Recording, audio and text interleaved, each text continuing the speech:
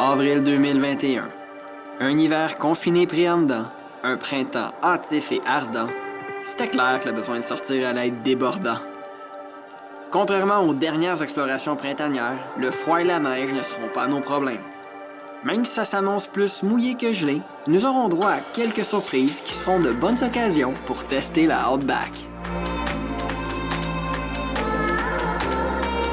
Nous sommes 2 semaines plus tôt que les autres années, mais on a l'impression qu'on est 3 semaines plus tard tellement que la neige est absente.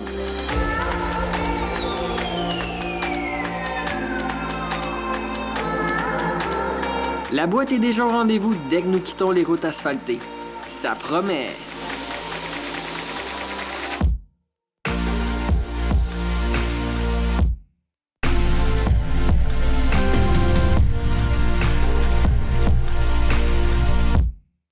Une partie mouillée et graisseuse met déjà au défi le système de Subaru qui passe le test haut la main.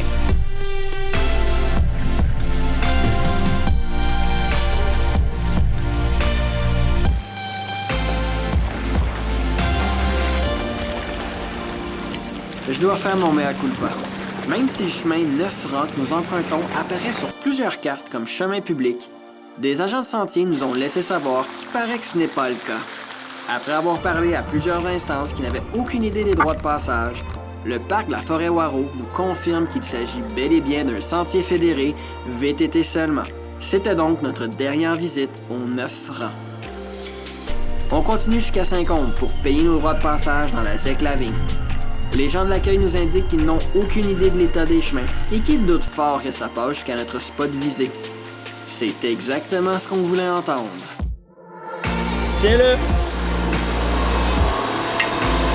OK, arrête ça, on va avancer. Un demi-tour fait travailler une deuxième fois le système de Subaru qui brille un peu moins cette fois-ci en se creusant l'avant au lieu de se pousser vers l'arrière.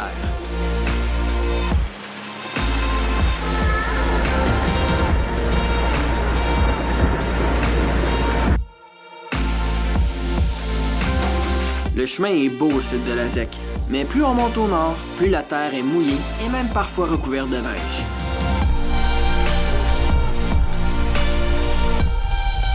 Arrivé au milieu de la ZEC, nous bifurquons notre itinéraire pour aller explorer les chemins qui mènent à Saint-Zénon.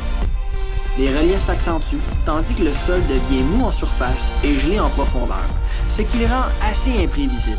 Après seulement 2 côtes, on voit bien que le risque n'en vaut pas la chandelle, et on fait demi-tour.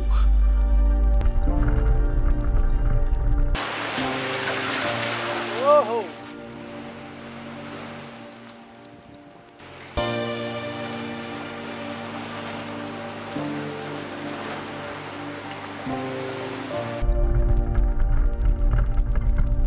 Beaucoup de peur et de stress, mais aucun mal. Ça paraît toujours moins pire en vidéo qu'en vrai, mais on a passé proche d'échapper les 2 véhicules dans le fossé, dans un territoire très peu fréquenté à ce temps-ci de l'année, avec des conditions routières assez difficiles pour s'y rendre. La bière goûte toujours meilleure après une petite frousse de ce genre.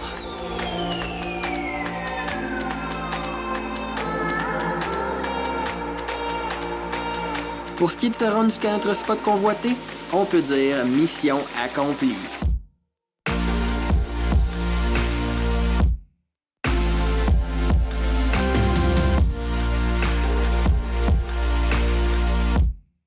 C'est le premier printemps que nous réussissons à aller aussi profond. On a l'impression d'être seul au monde, étant donné que les campings aménagés ne sont pas encore ouverts. C'est exactement le sentiment qu'on recherche quand on part dans le bois.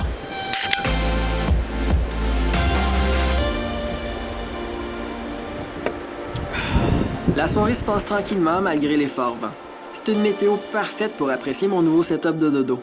Fini la RTT. Pas le choix d'exploiter la longueur de l'Outback et dormir à l'intérieur du véhicule.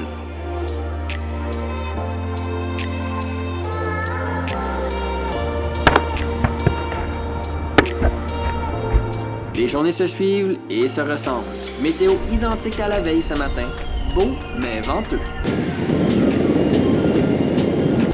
L'idée de continuer vers le nord jusqu'à Saint-Michel-des-Saints nous traverse l'esprit, mais nous décidons de la jouer safe. Direction Saint-Côme.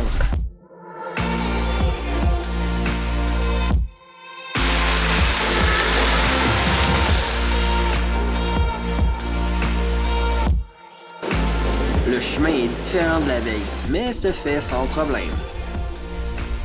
Il reste 2 importantes étapes avant de conclure ce voyage. 1. Regonfler les pneus. 2. Arrêter dans un casse-croûte et savourer la gastronomie locale. C'est peut-être le fait que l'hiver a été long, mais ce fut un week-end parfait.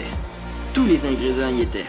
De bonnes trails, un peu d'émotion, un magnifique spot et, comme d'habitude, du bon temps de chum. Cette sortie-là a fait du bien.